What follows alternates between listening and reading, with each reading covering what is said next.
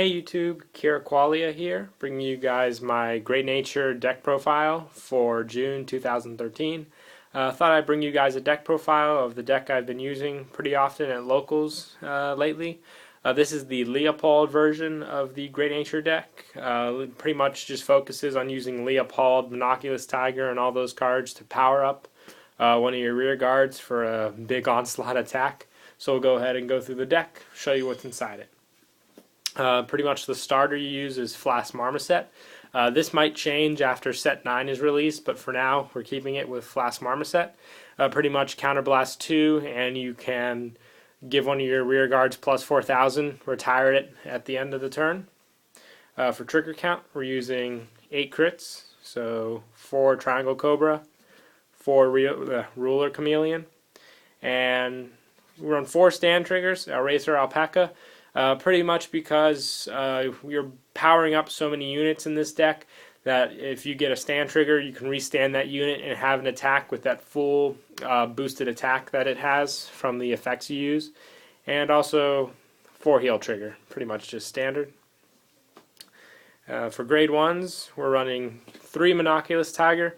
I'm pretty comfortable with 3. Pretty much because you want to get out Binoculous Tiger, not Monoculous Tiger, out quicker, and you can use him pretty much just as a 7k booster. But pretty much when he attacks, you could choose another one of your rear guards, give it plus 4,000, retire it at the end phase. So you run 3 of him.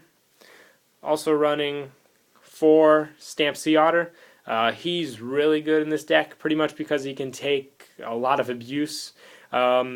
This card cannot be retired by the effects from cards, including the Great Nature effects, so you can boost him up as much as you want and he won't die at the end of the turn. So you run 4 of him. Also running 4 Pencil Squire Hamsuke.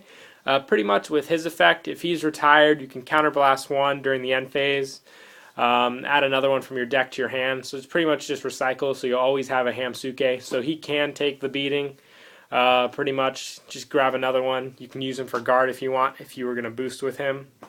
So that's pretty good. And the final grade 1, just 3 Cable Sheep. Just pretty much staple for perfect guard. We'll move on to grade 2s.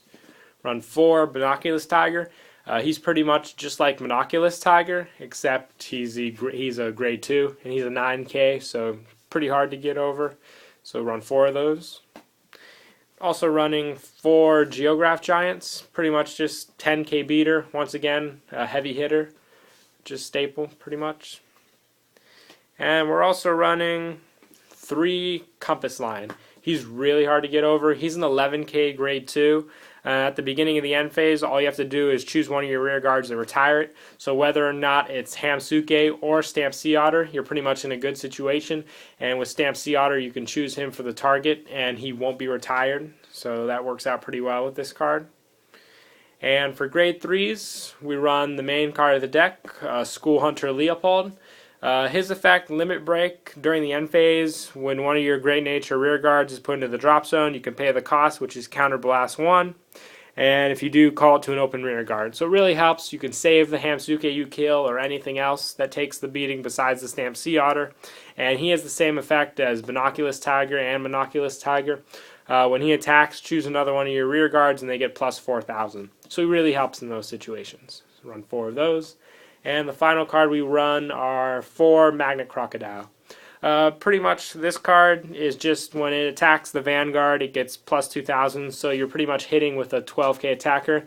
If you boost this guy with all the effects given to Stamped Sea Otter, you can get pretty high. I've gone lots of times over 30,000 having an extra crit on him, resulting in my opponent to use up a lot of their hand just to stop this attack.